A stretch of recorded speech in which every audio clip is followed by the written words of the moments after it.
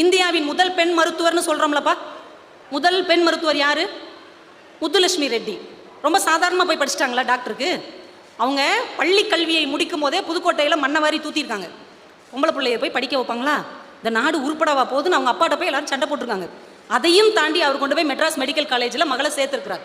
போய் பார்த்ததுக்கப்புறம் அந்த அம்மாவுக்கு பெரிய அதிர்ச்சி. என்ன தெரியுமா? எல்லாருமே ஆம்பளை பசங்க.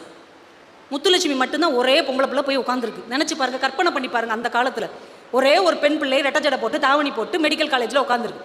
சுற்றி ஆம்பளை பசங்களாக உட்காந்துருக்குறாங்க. இப்போ ஐரோப்பிய டீன் பாடம் நடத்துகிறார். ஒரு நாள் தாங்க. மறுநாள் இந்த பசங்களுடைய பேரண்ட்ஸ் எல்லாம் வந்துட்டாங்க கல்லூரிக்கு. எல்லா பெற்றோர்களும் வந்துட்டாங்க. பொம்பளை பிள்ளைய முதல் நிப்பாட்டுங்க. பொம்பளை பிள்ளை கிளாஸில் இருந்தால் ஆம்பளை பசங்க மனசு கெட்டு போயிடும். அந்த பிள்ளையை நிப்பாட்டுங்க. ஐரோப்பிய டீன் அவர். நம்ம ஊருக்காரனா இதை சாதாரணமாக எடுத்துருப்பார். அவருக்கு ஆச்சரியமாயிருச்சு.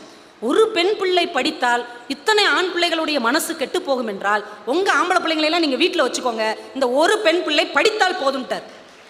பிறகு எல்லாம் பயந்து போய் கல்லூரி நிர்வாகத்திட்ட பேசி நடுவில் இது மாதிரி நடுவில் ஒரு திரை போட்டு இந்த பக்கம் போகிறான் ஆண் மாணவர்கள், இந்த பக்கம் முத்துலட்சுமி ரெட்டி மட்டும் உட்காந்து படித்து இந்தியாவின் முதல் பெண் மருத்துவர் என்கின்ற சாதனையை தொட்டிருக்கிறார்கள் என்றால் இப்போ எவ்வளோ அவமானப்பட்டிருப்பாங்க, எவ்வளோ அசிங்கப்பட்டிருப்பாங்க.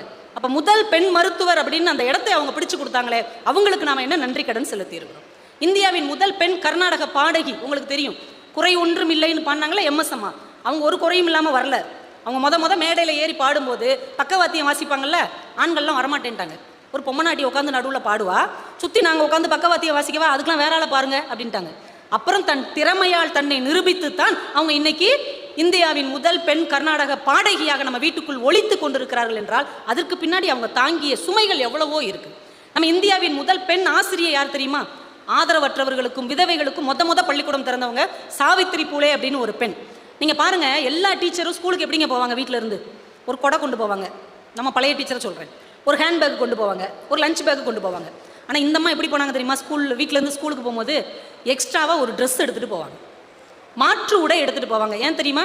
இந்த அம்மா ஒடுக்கப்பட்ட பெண்களுக்காகவும் விதவை பெண்களுக்காகவும் அனாதை பெண்களுக்காகவும் பள்ளிக்கூடம் நடத்துகிறாங்கன்ற ஒரே காரணத்துக்காக இவங்க போகிற வழியில் பெரிய பெரிய ஜமீன்தார்கள், பணக்காரர்கள், உயர் ஜாதிக்காரர்கள்லாம் இவங்க மேலே மாட்டு சாணத்தை எரிவாங்களாம்.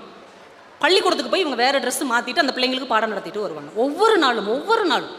அப்போ முதல்ல ஒரு பள்ளிக்கூடத்தை ஒரு பெண் நடத்தும் போது எவ்வளவு எதிர்ப்புகளை மொத்த சாதிச்சாங்கல்ல, அவமானத்தை சுமந்து துயரங்களை உள்ள தாங்கி ஜெயிச்சாங்கல்ல, அவங்களுக்கு நம்ம நன்றி சொல்லணும்.